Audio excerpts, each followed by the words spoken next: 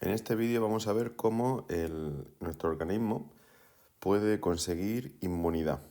Es decir, puede conseguir como dice aquí, un estado de protección frente a un organismo específico, frente a un agente infeccioso específico. Recordemos que había dos tipos de defensas: la innata o inespecífica y la que de verdad termina de eliminar a los microorganismos cuando no ponen esta barrera, cuando no ponen la primera y segunda, que es la respuesta inmunitaria adaptativa o específica.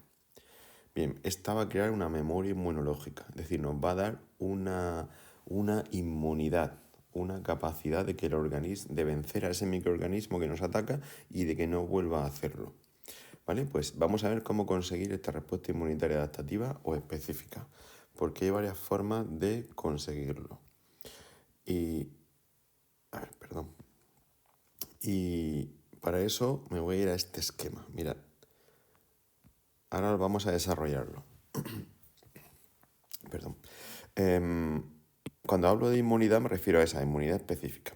Tenemos una que es congénita natural, es decir, hay microorganismos, como puede ser un virus que afecte a una planta, o como puede ser el virus del moquillo en los perros, o como puede ser, yo qué sé, una gripe que afecte a un tipo de oso, ¿sabes? O a un tipo de mamífero concreto que a nosotros no nos afecte, porque ese virus, esa bacteria, no tiene los antígenos, no tiene los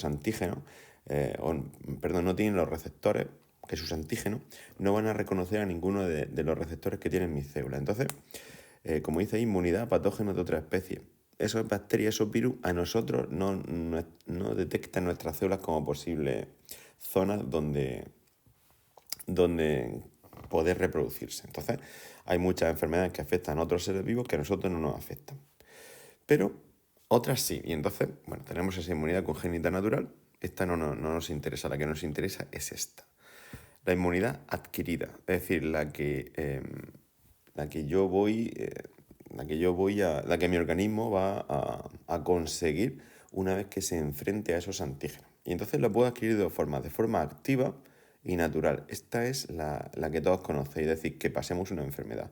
Yo paso una enfermedad, mi organismo aprende a reconocer a ese patógeno y aparecen las células de memoria. También de forma activa, mediante la vacuna, pero eso ya es artificial, yo puedo aprender a defenderme de ese posible patógeno. Así que fijaros, la voy a adquirir de una forma activa porque mi organismo va a fabricar los anticuerpos, ya sea porque paso la enfermedad o ya sea porque me vacunan. Ahora lo veremos.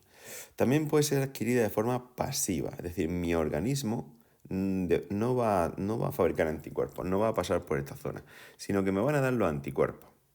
Puede ser de forma natural porque me los dé mi madre a través de los de la madre a través de la lactancia, de la leche, o pasen por la placenta, o puede ser pasiva y artificial porque me inyecten los anticuerpos que ha fabricado otro ser vivo, que eso será un suero. ¿Vale? Pues esto que hay aquí lo vamos a desarrollar, pero aquí tenéis un esquema al final de 2 páginas más allá de donde estamos. Entonces vamos a ver los tipos de inmunidad. Los tipos de procesos de inmunización. Y fijaros, esto que hay aquí y aquí es lo mismo que hay en este cuadrito, es un resumen. Así que voy a ir explicando esto y vamos a ir viendo este resumen que hay aquí. Vamos con la inmunidad natural. Se adquiere cuando el sistema inmunitario actúa frente a una infección y la elimina. Es decir, es el propio sistema inmune, el conjunto de órganos, tejidos y células que se enfrenta a un patógeno, ya sea un microorganismo, ya sea una toxina, y la elimina. Las células de memoria van a persistir en sangre y en diferentes tejidos durante un tiempo y el organismo está inmunizado, está preparado para recibir de nuevo el patógeno que no le afecte frente a ese organismo que nos causa daño.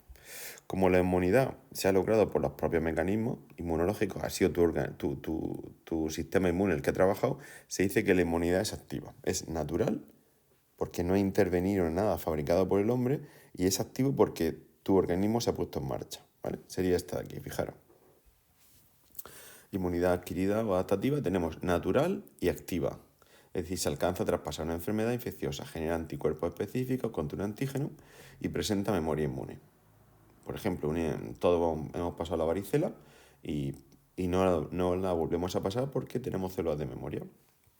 Bien, cuando el organismo no forma sus propios anticuerpos, sino que los recibe ya formados procedentes de otro organismo, hablamos de inmunidad de tipo pasivo.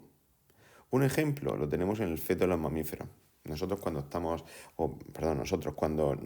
nos estamos desarrollando, nosotros cuando nos hemos desarrollado, nuestra madre a través de la placenta nos pasa anticuerpos, pero además los pasa a través de la leche materna. ¿Vale? Entonces tendríamos eso es totalmente natural. Natural pero pasiva. Los anticuerpos específicos contra un antígeno son suministrados de modo natural al individuo. No genera memoria inmune, ¿vale? Porque aquí el sistema inmune, como ocurre en esta zona, aquí, como es pasiva, el sistema inmune no ha trabajado, entonces no se crean células de memoria. Esto es importante, no genera memoria inmune, no se generan células de memoria. Por ejemplo, anticuerpos que la madre pasa al recién nacido mediante el calostro. El calostro es la primera leche que recibe un cachorro, que recibe un mamífero, ¿vale? Los primeros días la leche es mucho más densa porque va cargada de anticuerpos. Fijaros, hay una cosa muy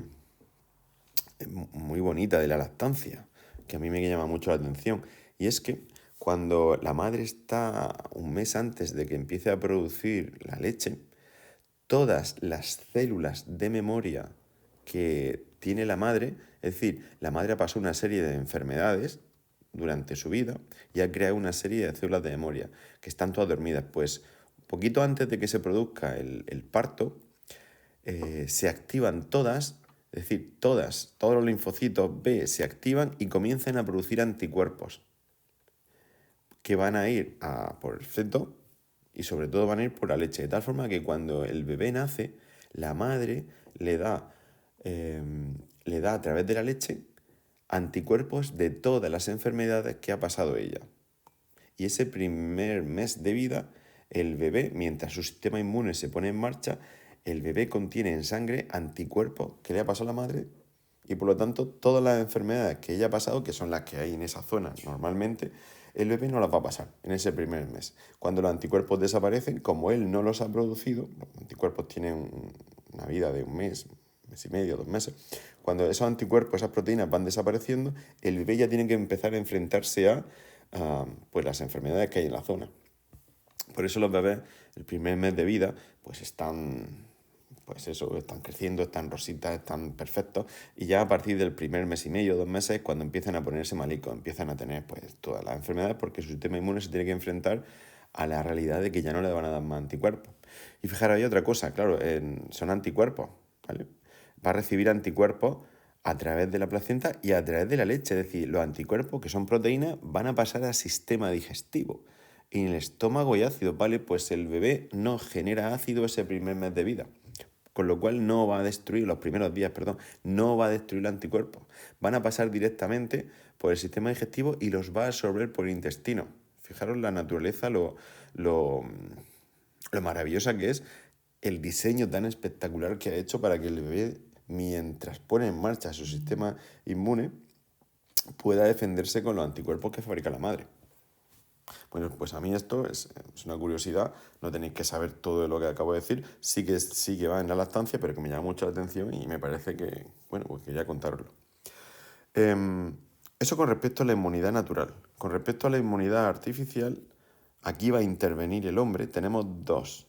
Una, la vacunación y la sueroterapia. Se obtiene, como dice aquí, se obtiene estimulando el sistema inmunitario del individuo, ¿vale? Pero esto es solo para la vacunación. En la sueroterapia no se estimula el sistema inmune, ¿de acuerdo? Dice por medio de diversas técnicas, esto no es cierto. Se obtiene estimulando el sistema inmune, en el caso de la vacunación, y en la sueroterapia, ahora veremos que no se estimula. ¿En qué consiste la vacunación? Pues en inducir la inmunidad, perdón, en inducir la inmunidad mediante la introducción de un antígeno. Es decir, le vamos a introducir a un individuo el antígeno y él va a producir su organismo, su sistema inmune, es como si lo engañásemos. Va a producir linfocitos y anticuerpos y demás. Se va a poner en marcha todo. Después los linfocitos supresores se dan cuenta de que no hay una verdadera infección, lo apagarán todo, lo pararán todo, pero se producen células de memoria, que es lo que me interesa, que aparezcan células de memoria.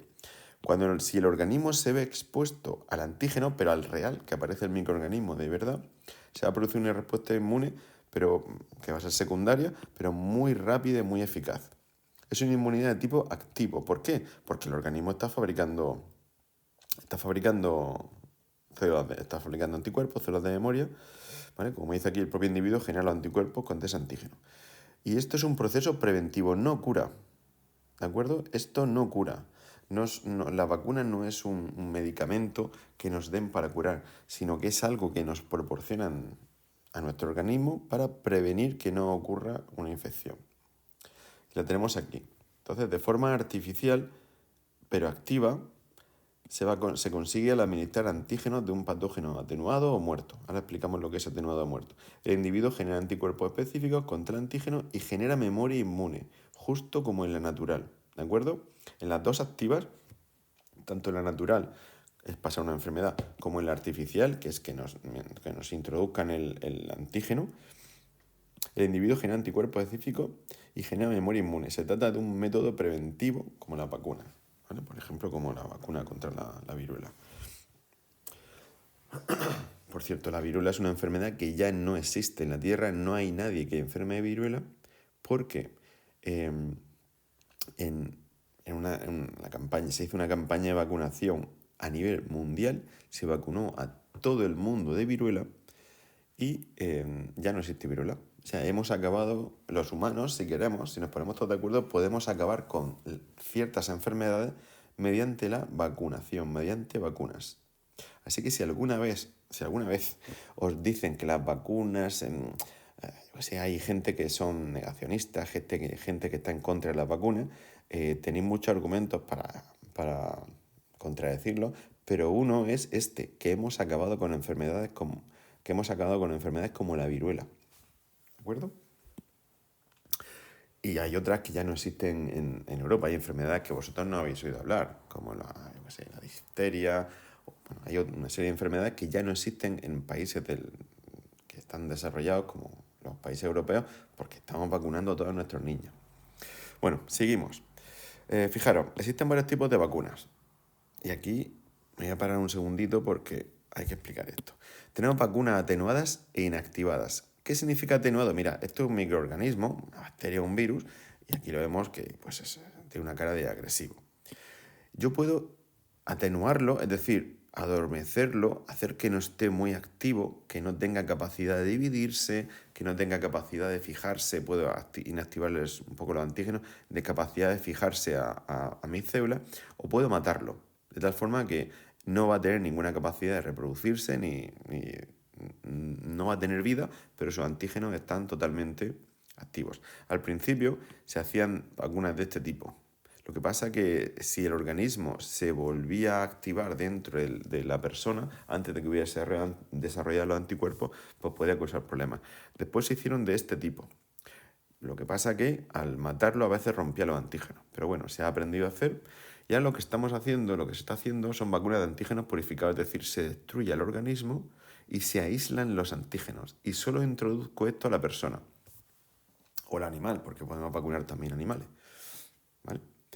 Hay dos tipos más. Uno es vacunas de antígenos sintéticos, obtenidos mediante tecnología del ADN recombinante.